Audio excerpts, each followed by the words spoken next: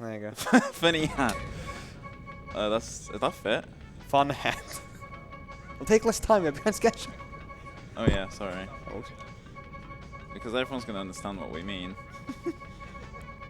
Yeah, they can do it. Right. Well, I'm pretty much ready to go if I'm ready on the tech people. I don't know. Do we get a button? So what there? I can't reach it. Like 3 levels away. Oh, well, guess we're just going. Alright. Time starts on movement, so I'll let you know when that is. Time starts now. The time didn't start. Oh, there it is. There we go. Well, it's awkward timing now. We're old age. So this is Crash Team Racing for the PlayStation 1. I'm playing it on a PlayStation 2 because PlayStation 2s load PS1 games faster. It's one of the most annoying things with Sony speedrunning. It's a complete lottery on which console is best for what game. And basically this game is 50 minutes of exciting kart racing action to save the planet from an alien who is going to enslave the entire population unless you beat him in a 1v1 race, which seems pretty reasonable. He'll also turn the planet into a parking lot, so you will never have to worry about that again. So pretty much, yeah, the tech is going to be driving sideways. You'll notice as I'm driving sideways, I'm filling up a little bar at the bottom right, and I am doing what's called mini turbos. So I'm trying to fill that bar up as much as I can, because then that gives me lots of reserves. So this game has an entire reserve system. You can't see any sort of counter on screen or anything that indicates how many reserves I have, but pretty much the entire tech is keeping these reserves. So I need to keep doing these mini turbos so that I keep the maximum amount of speed that I've gained from going over boost pads. So the most amount of speed that I can look to get is by going over a regular boost pad, and that gives me the giant ass fire coming out the back of my car. And that gives me a lot of speed, so I want to maintain this speed. So doing mini turbos isn't speeding me up, but it's maintaining this speed that I've already built up. Yeah, that's what the reserves are supposed to be. So everything he does in terms of boosts, aka mini turbos, so driving over turbo pads or even landing boosts, they count towards raising that value, which goes down every single frame all the time, I guess, in other words. Yeah, so whenever I'm not doing mini turbos, I'm losing reserves. Yeah, so if it reaches 0, he will lose the max speed and would have to go to the next turbo pad somewhere in the stage to get it back. Yes. Which might lose up to 10 seconds or something, I don't know. Yeah, so some tracks, like Crash Cove in particular, there are 2 boost pads in the entire track and they're right at the end. Some tracks have boost pads everywhere, so it's not a big of a problem, but yeah, it depends on the track. But we're going to try and optimize not driving sideways as much and driving in a straight line, because it's a little faster to drive in a straight line. So this game gets really difficult when you start getting the higher levels because you're limiting the amount of mini turbos you're doing. So now we're going to introduce the fun tech of this game, which is called Speed Ghosts, which is pretty much whenever you get some sort of speed from the terrain, you want to keep that speed. So we're going to go down this hill, and I'm going to stop right here, and I'm going to start doing these little hops. The term is generalized for both up and down hills. That was a big downhill speed boost, and that works on like every single downhill in the game, including really small ones, which Nattyo is going to go to and will go to later, with a whole chain 2 downhills in a row at the end of this track. Yeah, so the idea of this is I want to go down these hills, these big hills usually, and that gives me this weird speed. So hopefully I get it here. You can look at the speedometer too, it goes all the way to the tip. Yeah, so I've kept the speed through that ditch as well, so I've got way more speed. It sort of tails off at the end there. But the idea of the hopping is the game tries to get rid of that speed the more the car is in contact with the floor. So I want to make sure that I'm doing lots of little hops so that I'm in contact with the floor less and the game can't take my speed away. Because the game's like, hey, you're not supposed to keep that speed after the downhill. And I'm like, hey, no, I want to keep it. So I do these little hops. And of course, this is where it starts getting difficult trying to optimize this game, because if I'm driving in straight lines, I'm not doing mini turbo, so then I'll start losing reserves. The hopping, as you saw, also works on uphill, so when you drive uphill, you obviously go slow because it's an uphill, but if you jump up, you're in contact with the ground less. Therefore, go fast. You could probably find some guy who time trials this game, and they'll draw a nice graph on vertical and horizontal movement, and you'll understand it really well. But the basic theory is don't drive car on surface when going fast. Yeah. So. Alternatively, you can play the game for 2 years and understand it. Yeah. You can play the game too much. So there's going to be a lot of speed ghosts. I'll try and point out the main ones. I'll also try and point out some small ones that get overlooked a lot by especially new runners and a lot of people who aren't too familiar with the game, or if they say they don't speedrun the game so they don't realize. So there's more speed ghosts on this track. There's also a shortcut here. I do a little hop into it to minimize the amount of time I'm in contact with the off-road, because with the same as having more speed than you're supposed to have, if you go into an off-road section with just regular speed, obviously you don't want to lose your speed because the off-road is going to try and take it away from you. So you want to froggy or hop in these off-road sections, because then the game doesn't lower your speed as much. So you notice I've got 2 Wumper crates in this track as well. Every time you pick up Wumper in this game, it increases your max speed. When you have 9 Wumper, ooh, I missed that last. That's an interesting one. When you have 9 Wumper, you have, it's either 1.8, 2% speed increase or something. So it's not a huge thing, but on tracks like this, where your lap times are sort of 37, 38 seconds, you want to gain Wumper because it actually is quicker to detour for it. But some tracks you might just get 1, like I did on the first track, Crash Cove. I only get 1 Wumper crate on lap 1, because it's not worth getting that second Wumper crate for the extra speed. Every single Wumper counts, so you can get up to like I think 8 from a single roll. So getting +1 on that doesn't really mean anything. Yes, because the thing with this is you are guaranteed 10 Wumper after you go over 2 crates, because you get the minimum of 5 Wumper in a single crate. So yeah, so there's a speed ghost I'm doing here. Hopefully I can get some cool props. Ooh. Sort of. If you want to understand the term speed ghost better, just think of it as terrain boost. That's probably a better term for it. So that entire section, unfortunately I didn't get a really good speed ghost, because you can actually get like an insane amount of speed there. But on that downhill, pretty much I want to carry that speed across the entire ramp section, all the way until that giant uphill, and then I do a jump off the top. So until that end sort of hill upwards is where I can keep the speed. But you're honoring the legacy of prestige time trialers from an age old. With these terms. So now we're going to be going into Sua Speedway, which is the first track which has some annoying cycles in it. So the cycles in this game usually are reset when you enter the track. They do for Sua Speedway. My favorite thing about Sua Speedway is if you ever want to seriously time trial this track, these cycles don't reset when you reset the track. You have to leave the track and then reload the entire thing. So you can never know what cycle it's on. Ooh, nice wall. You never know what cycle it's on unless you like just ram your head into the track a million times until eventually you get a good run. So. No, speaking of ramming your head into the track, it's worth mentioning that with the whole fire thing we spoke about, holding your max speed, if Natty makes any mistakes in the run, aka hitting walls or items or whatever is on the track, and losing fire, that will more or less, like, at high levels mean a run reset. It's not the end of the world here, but in, like, high levels of optimization, every single little thing in this game counts. Because the racing game, it doesn't really have... It does have very flashy tricks towards the end half of it, but because it's a racing game, it's mostly just, like, super optimized movement all the way through. Everything he does is deliberate. Yeah. So it's kind of... for the most part. It would be really annoying to explain all of it, but it's really interesting if you're into that. So. Yeah. So there is an intended shortcut here. If you ever read an IGN article, you have to take that with an Aku mask, but debunking that theory. So there's 2 speed ghosts. There's one here. I didn't really get it. Then there's this weird speed ghost you can get off this wall where you just go like that. And this gives you an insane amount of speed because the walls, for some reason, give you some speed when you jump off them from a drift. And that one in particular can give you a lot of speed.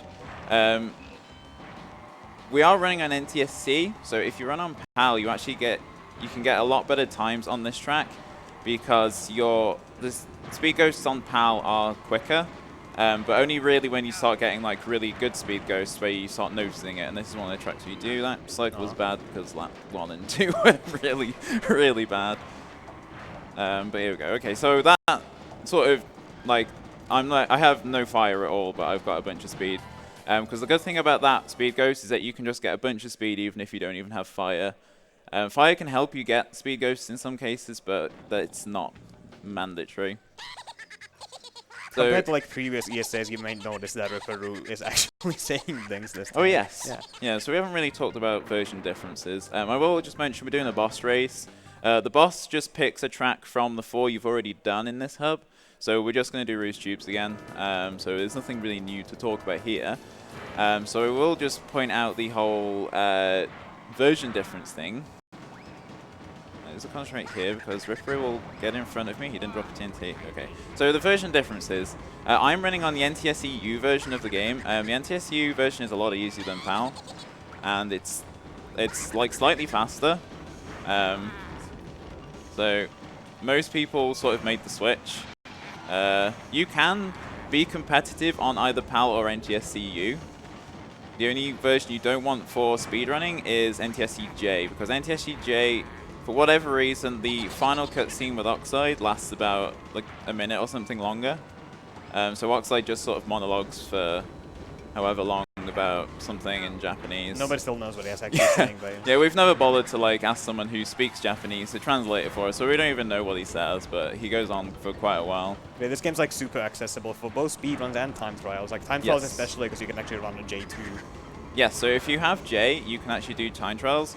That's because the character used for time trials is Pentapenguin, who is a cheat character, but Pentapenguin has max stats, and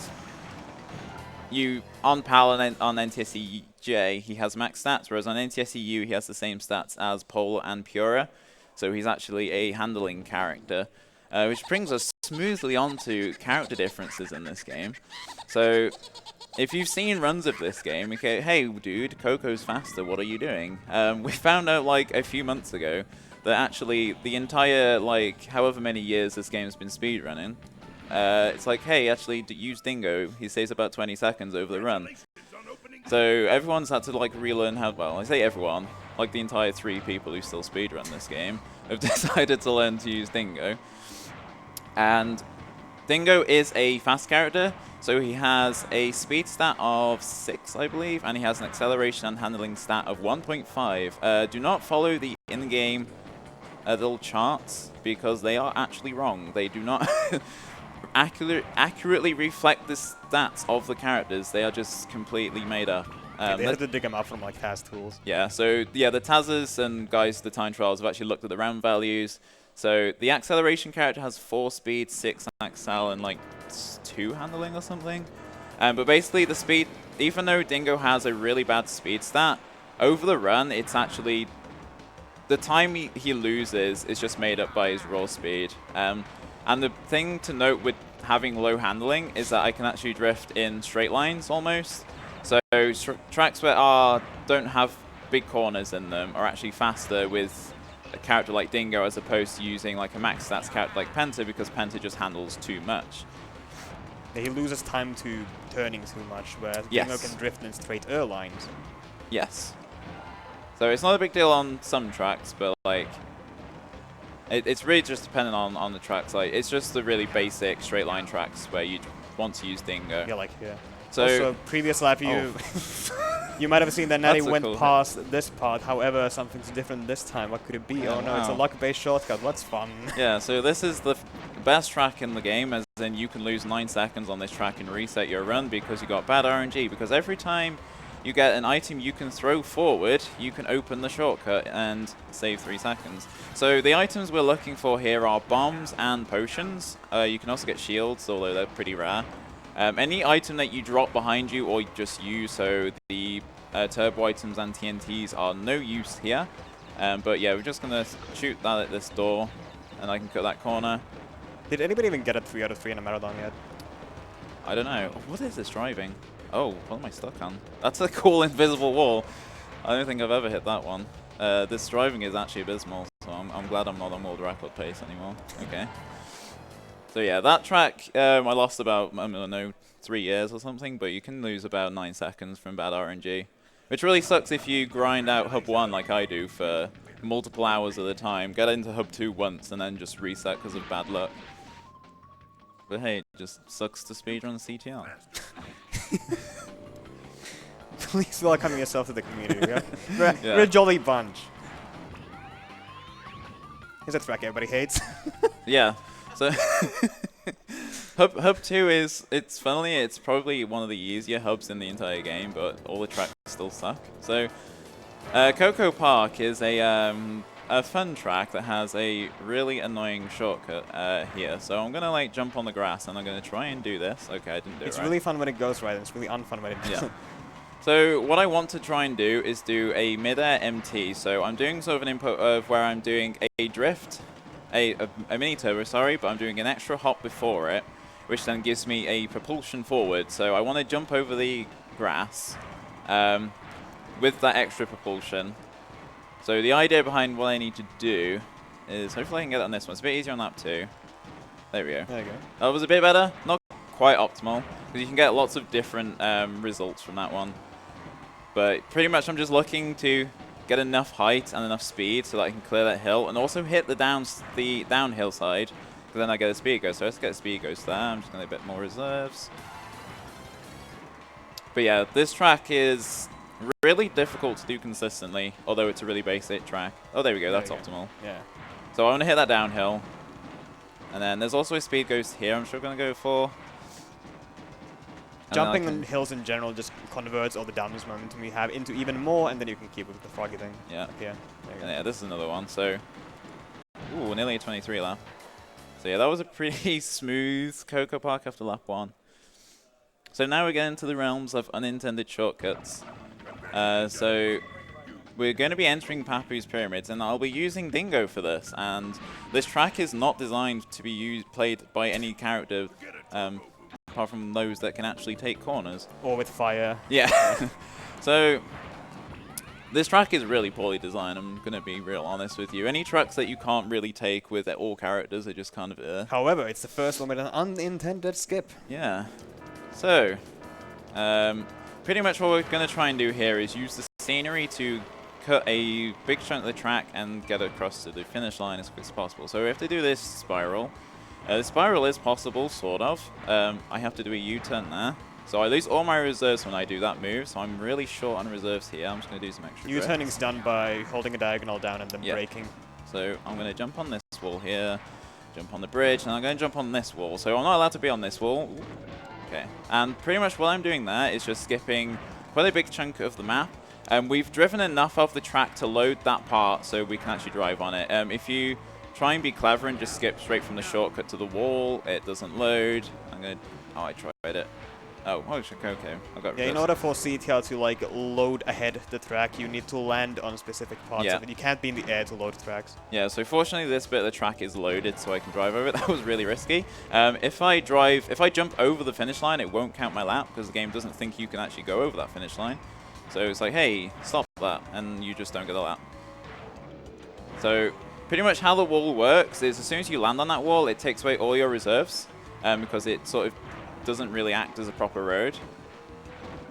It's like trying to push you off constantly. Like he's not doing the jumps himself, the wall is trying to push him off, and your turning is also like accelerated immensely, so it's hard to control yourself on it. Yes, because how this game handles when you're not on scenery you're supposed to be on, it tries to push you back on the track, so you sort of bounce about a lot. I think that's the only real wall that we do use for that kind of thing though. But there are other places that do that, like walls in Cortex Castle that we never go on. We're going to talk to this Aku mask here. There's an Aku mask in front of a boss door. We have to trigger it at some point in the run because trying to skip it is slow. So we trigger it there just so we can take a tighter corner instead of skip. Because we can just go around that trigger, but it's just quicker to just take that one and then we can take a tighter line because we have to at some point in the run. So now this is Dingo Canyon, an incredibly underappreciated track because it has actual cool things that it's never performed in a speedrun. This has really annoying armadillo cycles as well. It's got a cool video on YouTube. Yeah. So there's a speed ghost down that hill.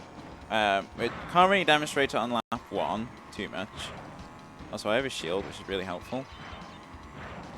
But what I want to try and do is go for what's called a ledge speed ghost. So if you hit a ledge correctly, as in you hit the right pixels and the stars align for you, you gain a bunch of speed, which is really cool to see on this track. So you can get it from practically any of the edges of these roads in the water, because they lift from the water. It's like a higher level, which means you could jump on it. But for it to work, I need to get a jump off the lip of the first part of the track, which is also just kind of unfortunate. I do a double jump on this one because that pushes me forward on that ramp. There's also I don't even know if this shortcut is intended or not. I don't know. But you can just skip through there. It's sort of, that off-road really tries to slow you down. Okay, I don't get any cool stuff. Although it's underappreciated because this track, just no one ever gets cool stuff in this track. You get it a few times. Not the coolest stuff, you get cool stuff. Yeah. Also, I'm just going to frog up these hills a little quicker, but yeah, so I'm going to start jumping from here, and then that gives me a push forward. The cycles are usually okay on this track, but if you sort of do a lap quick or slow, you can be off cycle a little bit, and you can hit those armadillos. If you hit an armadillo, it spins you out and you lose a lot of speed, so it's really difficult to not hit those guys, especially after they're uphill, because it's a blind corner and you just can't see what position they're in. So then we've got Papu, who's got the best jiggle physics in video game history. And of course, because we're doing another boss, we got to do Papu's Pyramids again, because one time of this track isn't enough.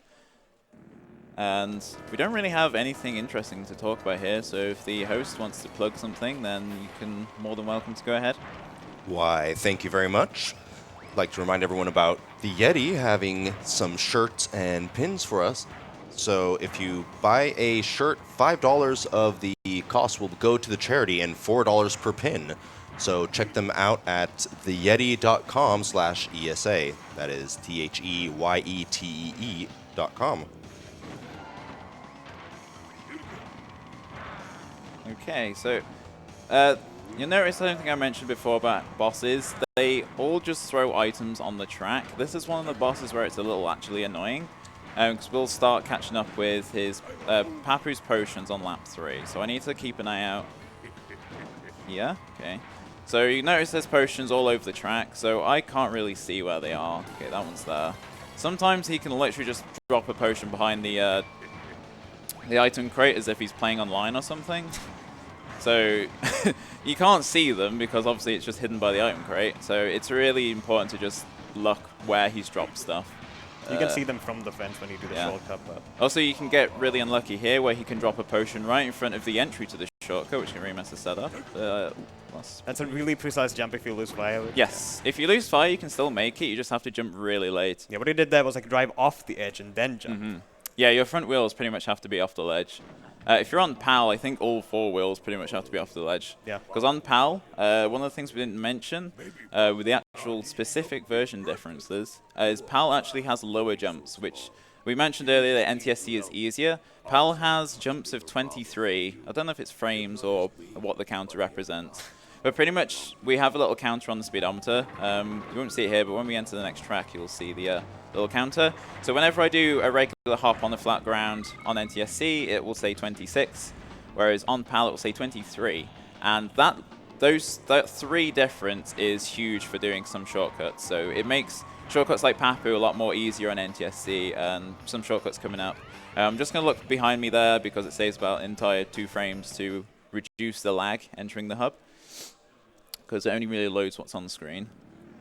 So Blizzard Bluff, after you've reset Hub 2, oh, okay, that's cool RNG by the way. So after you've reset Hub 2 for God knows how long, because you were resetting Hub 1 for even longer, you get to Hub 3, and the first track is Blizzard Bluff, and this track can just lose an entire run because of this cool shortcut, so I'm going to jump. Yeah, this is irrecoverable. That's really bad. That was an awful setup. So yeah, I just lost. Oh, I'm going to get missiled as well. Oh, that really sucks because I went really slow at the start. Well, my run is officially dead, so I might as well just go home at this point. Oh, the game is also running at about 10 frames a second because everything is just happening all at once. It's snowballing now. So pretty much hitting that fence is a straight up 10-second time loss every time. And it's a really precise trick. It's not super difficult, but like if you're slightly off the right, there we go. Yeah. So if you're slightly off where you need to be, it won't work. And it can be just, it's a run dead. I don't even keep runs that fail that shortcut at this point. I mean, the world record is optimized to that point. Even Natty's PB is optimized to that point where if you lose 10 seconds, it's over. So yeah. In a 50-minute game. The shortcut's intended, but this one isn't. Oh, that's what are these angles? Ugh. That's really annoying. I was doing practice and I didn't fail it a single time. Can you believe it? I'm just going to tell everyone how good I actually am. Right. There's also a speed ghost on that little hill. I didn't get it. I got it on lap 2. There's some weird speed ghosts that you can just sort of get and carry for a little bit, but you just have to land on small, sharp downhills. If you donate, you can save Natty's ego. So now we're in Hub 3. We don't have any Aku Uka hints anymore. He doesn't tell us how to drive because we are god gamers and we know how to play the game at this point. But that also means there is a new tech, which... My phone just fell out of my pocket. Cool tech. So now we're renting Dragon Mines. But yeah, because we're not getting Aku cutscenes after getting trophies anymore, pretty much what happens is we can actually mash pause, and there's like a 1-frame window where we can just get a pause menu happen, and it skips a text line of text, and that saves like 2 seconds each time. So if you want to frame grind stupid tricks that are really dumb and aren't anything to do with playing games well, then Speedruns ETR. So Dragon Mice doesn't really have too much to it. There's this speed ghost down here, which is really difficult to control with Dingo. I'm going to hit this wall. Yeah, that is a harder version of the strat, so... Yeah, I want to optimally keep fire, but yeah, when you get lots of speed with Dingo... Ooh, that was a really bad shortcut. When you get lots of speed with Dingo, it's really hard to turn, especially because the track is just naturally really bumpy. So whenever I'm jumping off bumps, it's just sending me left, right, and center. So I need to try and make sure I get a good line down here. Oh. Yeah, okay, that's what happened. So basically what happened there is that I hit the wrong bit of the terrain, so I didn't get an extra jump. So, and I'm also on a really bad cycle, I think. So I'm U-turning into that shortcut. You can make that shortcut with full fire, but it's so difficult that I don't even think the time trial for this track does it twice. It only does it on lap 3. So it's one of the tracks that becomes a little bit more different than using Coco, because if you use Coco, you can just drift in that shortcut a lot easier. Alright, so I'm going to mash pause here. Okay, I didn't get it again. Pretty much just before that trophy hits the counter at the top, I can actually pause the game. And it skips Uka saying, congratulations, you won a trophy. It just lets me pause, and then it unpause, and I can move instantly. It's probably frame perfect. I don't know if anybody actually tested it. No, it's so recent that no one's bothered to check Yeah. it. So we're just going to call it frame perfect, and every time we get it, we're like, oh wow, look how good we are at this game. So this is Polar Pass.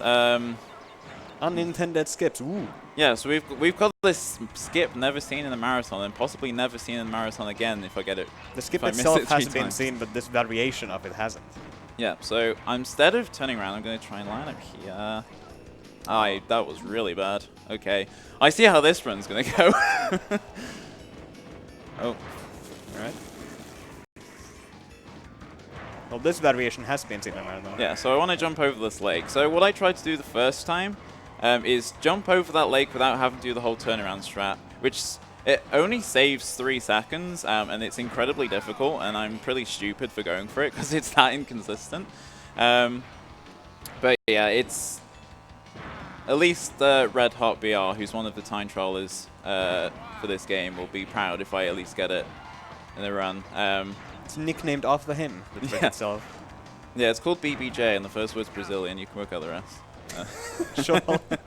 No, it's Brazilian boomerang jump, which again doesn't really make any sense, but whatever. So we named it that because all the old terminology for the That's game is really, really funny because they annoying. were made by like French time trialers back when they were teenagers and they looked like Dragon Balls. That sounded cool. So yeah, that's really unfortunate. I really want to get it at least 1 time because it looks really cool, and I'm not consistent enough to get it like 3 out of 3 all the time, but I am really sort of consistent for 2 out of 3, so I'm a little annoyed that I haven't gotten it yet. But it's something that the world record doesn't actually do, that strat, because it is that difficult. Yep. But the world record uses Engine, which is a slower character, and it's harder to do this trick with Engine. Which is why I'm doing it with Dingo, because Dingo has a high speed stat. He goes across the lake further, he gets more height, so he can actually take longer jumps. So hopefully we can get it. Oh, that's really unfortunate. I'm really annoyed that I didn't get that, but never mind. You can just check it out on YouTube. You don't need to see it here. do yourself. Yeah. Ooh. Okay, but yeah, I mean that's just how it goes. In a speedrun, like I said, it saves 3 seconds, but failing it 3 times, that is the worst way to fail it as well, because I fell down each time. If you fail it and just hit the wall, you can actually just go for the backup and it doesn't lose that much. But if you actually fall down, every time you fall off the track, it loses about 5 seconds. So that was really unfortunate. I lost a lot of time there, but I want to at least go for it in the marathon because it hasn't been shown, and it hasn't been shown again. Oh well. Ooh, there we go. There we go. That was a pause thing. I don't know what happened there, but that was like a really late one too, actually. Yeah. Yeah, clap for that. Thank you. Possibly frame perfect execution. I mashed pause. I did it. So now we're in a tiny Zarina, which is 3 minutes of pure fun. This is one of those tracks that people are like, oh man, I hate Tiny Zarina, it's so long and I can't do it. But when you actually start doing it well, it's a really fun track because it relies a lot on these sort of propulsions and hitting these hills right so that you get sent forward, and then obviously just cornering really well. It's like a constant flow of just driving tech all the time. Yes. It's a lot of APM probably, but it's high execution, probably as good as the previous pause buffer. Yeah, more APM than Yoshi's Island. So we want to go there, and because we're playing as Dingo, we actually lose about 2-3 seconds, I think, in this track using Dingo. Because I can't do these corners properly, I have to do a U-turn there, especially because it's quicker. And this corner is a bit annoying as well because I have to take a little wide. It's the only instance of like an actual racing line in the game for all you nerds out there. Yeah, you have to go sort of wide there and not turn too sharply because it's pretty much just a big spiral there. I'm going to do a U-turn on that corner as well because it's too sharp to take. But fortunately, sometimes when we do U-turns, we just land straight on the boost pad, so it doesn't really matter that we lose reserves. But yeah, a lot of this is just coming down to hitting the right bits of the hills. If you hit the right bit of the hill, it sends you forward differently than hitting the wrong bit of the hill. Because sometimes you can hit a bit of the hill and it just sends you upwards. And what we don't want is to get sent upwards all the time. That's slower than just obviously going forward. In order to like best enjoy watching this track, I recommend you practice the game for a year and then come back. Yeah, for a lot of new runners, neglect to learn this track because they don't really understand how much time they can save. So this is, especially for new runners in general, like, don't come into this game like, hey, I'm going to do all the really difficult skips, because you won't have fun trying to learn skips if you can't just do basic driving. So it's really important to learn tracks like this and just basic tracks just to become better at basic driving, because then shortcuts become easier when you know how to control your car a bit better. There's another lap of this, so if the host has anything more to say, then again, feel free. Thank you very much. I want to give a shout out to ViewSonic Elite, the longtime partner that is supplying us with a bunch of the monitors you see here today. And they also have a giveaway. So for a $25 donation, you are in the running to win a ViewSonic XG240R monitor. And that one closes after the GeoGuessr scavenger hunt, which is in about, let's see, 6-7 hours, I think. It's later this afternoon. So getting $25 to be in the running for that. And $50 until the end of the event puts you in the running for a Nintendo Switch with Super Mario Maker 2. So get in those donations and you might win something. Okay, just coming up to the end of this track. I want to avoid those, I don't really mention, those puddles of mud slow you down. They're technically off-road. So I don't want to land in those. They slow you down quite a lot, actually. Yeah, in this game. Yeah. Yeah, apparently there's a remaster of this game, but neither of us have played it to form a negative opinion.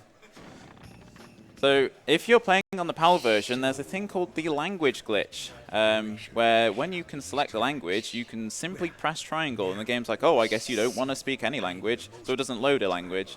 And it gets rid of all text and all spoken words and voice lines. So if you really dislike the voice lines in this game, just run Powell. But the main thing about the language glitch is it skips this specific cutscene that we have to watch on NTSCU. So even though both versions are relatively the same in for a speedrun, Powell has this huge cutscene skip, which helps it sort of be competitive. If it didn't have a language glitch, then it would definitely not be like competitive with NTSC. Yeah, so Powell runs at 25 and NTSC is on 30, so Yes. it's like by default faster run than NTSC Yeah. because the constant skip it's equalized. Ooh. fortunately with, well, Naughty Dogs in general for PS1, they actually optimized PAL versions of their game so that the PAL version actually runs somewhat close to how NTSC runs, which is why you can still time trial on PAL. Because the movement is pretty close, it's just you lose a lot of time on just loads and anything that's an animation, so things like entering tracks is slower. Whenever you talk to Uka or Aku, that is when they appear on screen, things like that, it's just really slow on PAL, so you just lose lots of time, then you just gain it all back from that cutscene skip. Another thing that you actually get with PAL as well that, again, it's just a little extra time save that people tend to forget. But we were talking about how I can press pause on the right frame and skip Uka saying congratulations for winning a trophy. Because, oh my god, nice MT to miss. Okay, cool. So pretty much because Uka doesn't say that voice line on PAL at all, you can move immediately after gaining a trophy, so you don't have to do the pause stuff. So because NTSC has that pause glitch, it's by default just skipping one of the things that PAL has as an advantage. So now after a grueling Hub 3, Hub 3 is, I would say Hub 3 is the hardest hub. Yeah, same. Hub 3 and Hub 4 are very unforgiving in this game, and as we said earlier, a 10-second time loss is pretty much just a reset at this point. So I would have probably reset about, I don't know, 5 or 6 times during this run. But hey, it's a marathon. Really, it's have fun. But yeah, we're entering Hub 4, which is where we're going to start introducing a new tech, which has all the tracks in Hub 4, I guess when the developers were making this game, like, hey, we've come up with a new idea. It's called Super Turbo Pads. So we're going to put them in every single track in Hub 4 because that seems like a really cool thing to do. And it is. This is the most fun hub to play. It is. Actually, to be honest, I really do enjoy playing Hub 4. If anyone ever watches my stream, I only practice one track anyway, and it's the last track in the game. So what we're going to try and do here is gain as much reserves as possible.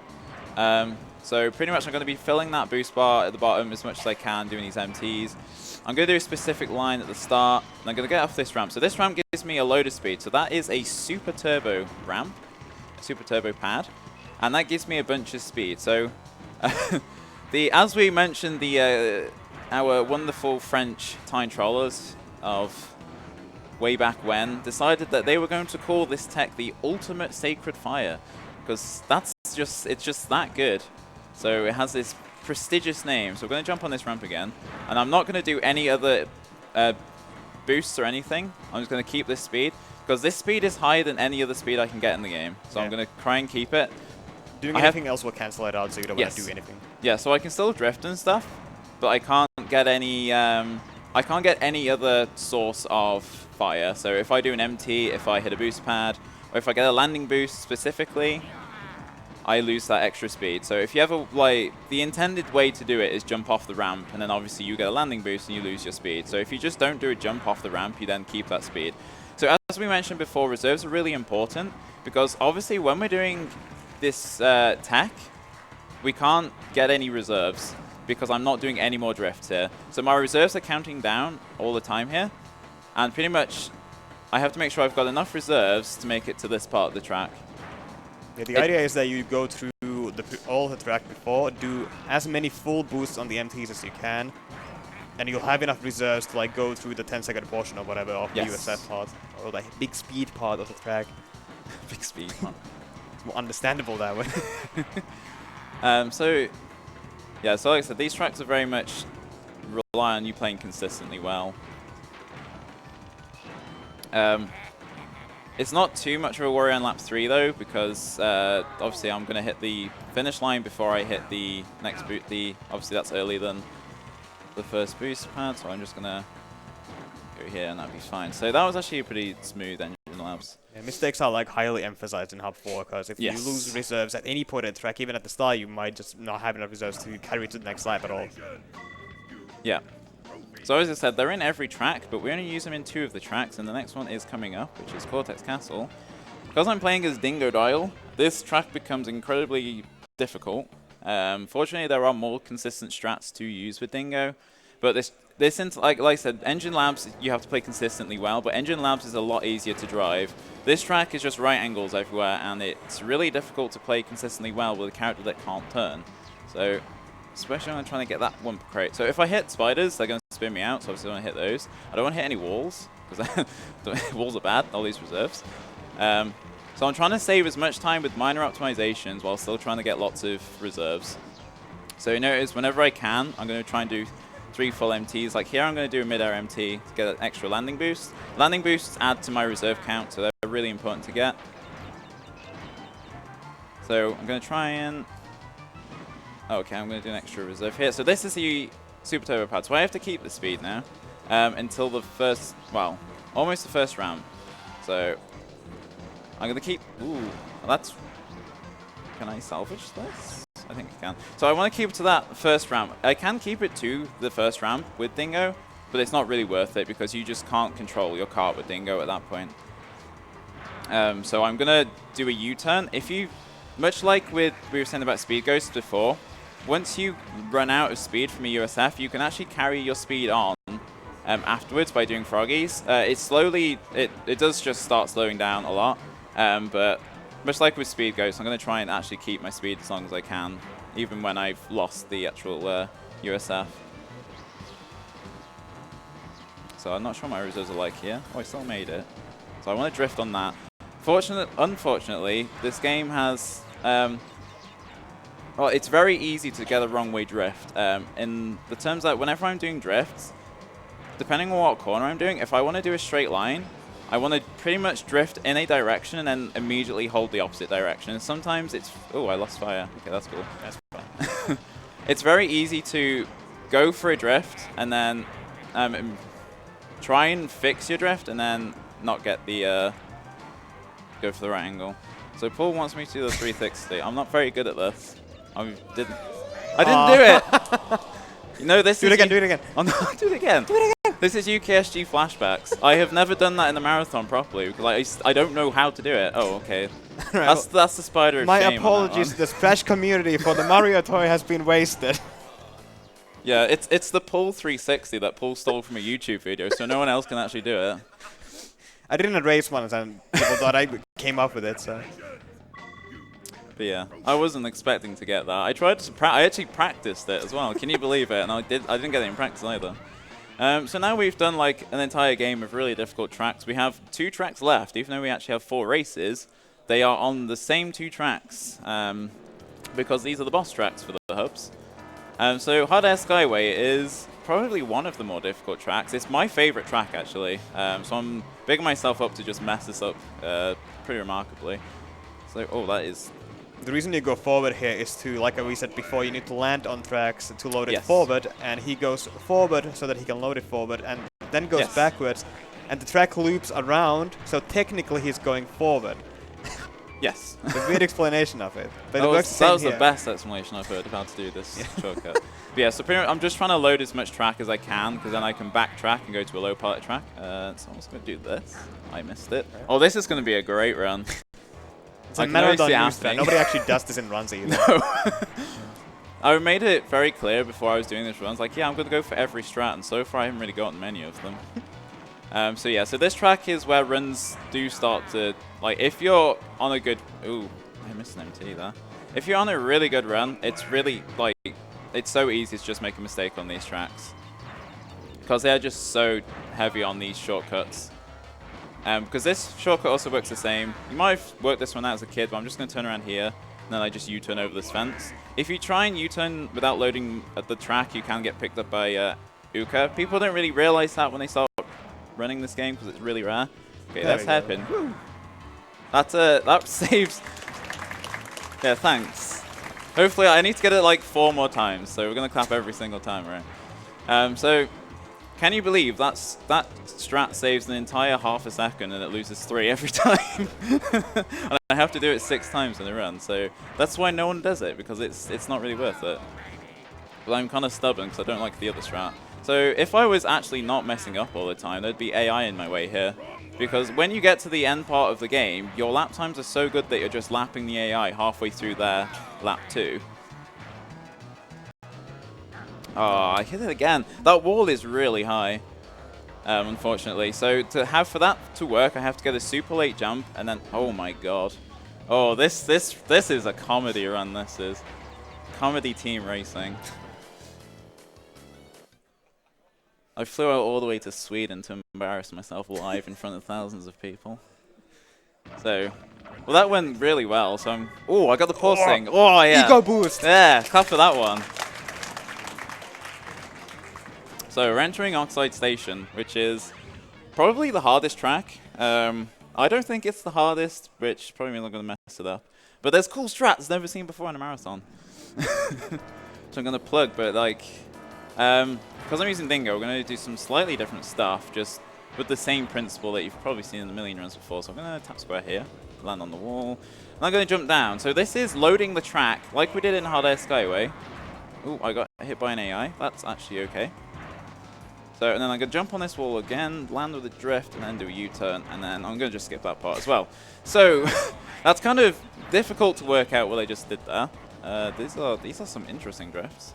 What he did there was, like I mentioned before, because you need to load the track forward, and yes. the track wraps around itself a lot, you technically go forward by just loading like a bit forward, and then going backwards, and then going to the part you loaded.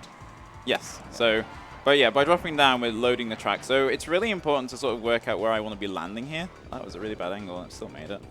I want to land like as far away from that boost pad as I possibly can, because pretty much every pixel further away from that I land, the more pixels I learn. Because how this game loads, it's sort of, I think you explained it, it's just an area around the player. Yeah. So it loads so far ahead of me and so far behind me, and pretty much I want to load as far ahead as possible by landing, like, literally every pixel matters. And the more I load, the sharper I can take the shortcut. If I try and take it too sharply and didn't load enough, I'll just get picked up by Aku, because it'll be technically off-road. So I need to drive really well, land really well to get it consistently. So. Yeah, this game doesn't really have a checkpoint system as much as it has, like, you can go only go so far. Ooh, nice. Ooh. Unfortunately with that one though, although it looked really cool, I didn't load much of the track, so I'm going to have to do this one a bit safer. Let it go there. Okay. So that... Ooh, nice missile. Is that going to hit me? Okay. And that second shortcut we didn't really talk about. It's been done since the dawn of time, and to be honest, kids have claimed to have done it as well. Because you can pretty much just jump over that wall and hit the lower part of the track. Bit of an oversight from the developers. What they should have really done is put a giant invisible wall there to stop you taking that shortcut, but, you know, what can you do with these old games? So pretty much what we're just doing is U-turning, landing on the lower part of the track, which is loaded, because that's far enough within our sort of area that's loaded that we can just land down there. You call that racing? So now we've got the best boss in all the game. Who's gonna face outside? You're gonna have to get past me first. I'm the speed champion here. If you ever played NF, they actually, the subtitles are how he talks, which kind of ruins the effect. It says like voice in the subtitles. That's pretty good. So Pinstripe is the only boss that doesn't actually drop anything on the track, but instead he just shoots bombs backwards. So it's sort of a blessing and a curse. It's a blessing if I don't ever make any mistakes and I don't see Pinstripe for the entirety of this track, which is possible if I don't mess up hairpin every single time. Because pretty much he's just gonna... Oh, ooh, that was really... I don't like that one. Okay, let's go for yeah. Oh, I don't. Ooh, okay. So, that was... I'm not even gonna talk about that one. That was a bit risky. Unfortunately, Dingo turns really poorly, that unless you get a really good setup for that shortcut, you can't turn enough to make it. So that's why I have to go really wide to make that one. That's a bad angle. Ooh. Wait, still made it. Oh yeah. Yeah, well, two more. The stakes are really high on that one because, like we said, Pinstripe will mess you over if you fail anything at all. Yeah, because if pretty much if I make... Oh my god, stop giving me these... let's just do this. It's pretty lenient with Pinstripe. It's only really a major mistake or lots of minor mistakes, so I'm pretty okay at the moment. But yeah, if I go too slow, I will catch up with him at the end of lap 3, and he will just shoot bombs at me a load of times, and it's really annoying. hopefully I need to go far to the left. Hi, there we go. Ooh. Oh. Fortunately, that lap was really bad as well. Oh my god, stop getting that drift there. Okay, I have to keep doing this strat.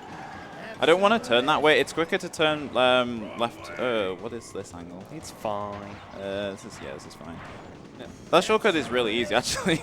It's easier than the second shortcut, in my opinion, because you just U-turn twice and you just make every time. It just looks hard to learn. Yeah, you need to like land next to the fence. Yeah, so I didn't make a mistake, so I don't have Pinstripe here.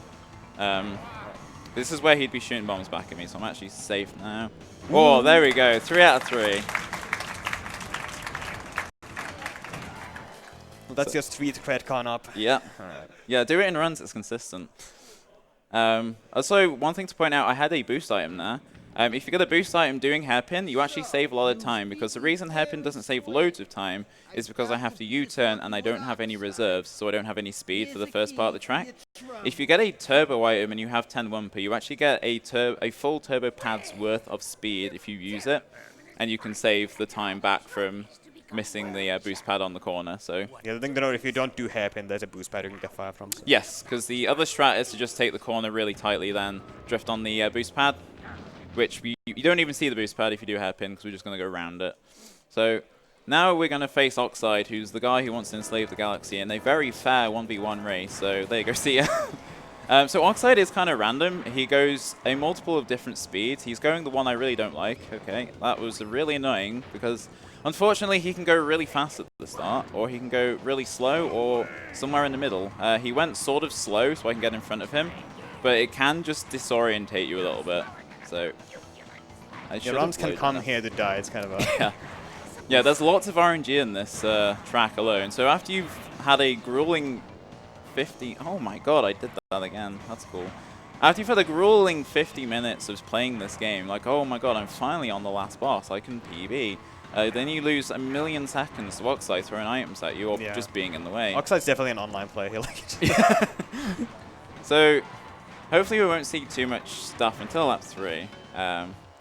So get that down here. While I'm doing that, it's a new strat where I'm tapping square and just holding right, and that kills my speed enough to just land on the wall, because the wall's a little higher on that one. So I can just do that, and it's a lot easier to do than the old strat. So for any actual runners watching this, hey, learn that strat. Yeah, I tried it out. It's easier. It is. There you go. It's pull confirmed. That's like the best ballot confirmation you can get on anything. So as we were saying, there's RNG in this track. Because we're so good at doing these first 2 laps, there's going to be potions all over the track on this section. And we have a really difficult shortcut to take. So now I have to hope there's no potions in the way. There wasn't. I like the clinch you did because you knew it might have happened. Yeah. There might be one behind the box, so yeah. Yeah, then that nitro is there as well. So I've hit that nitro God knows how many times. So I'm going to jump there. That's fine. Yep. And then nothing there. No Cool. obstacle course. Ooh. So only a small mistake on lap 1, but that was a pretty smooth Oxide. Time is coming up when I cross the finish line, which is another 10 seconds or so. It's got this little end section to do. There's some cool tech actually here. There's some speed ghosts and stuff, like speed ghosts here. Any downhill you see in the game, you can get speed boost off of. But And time.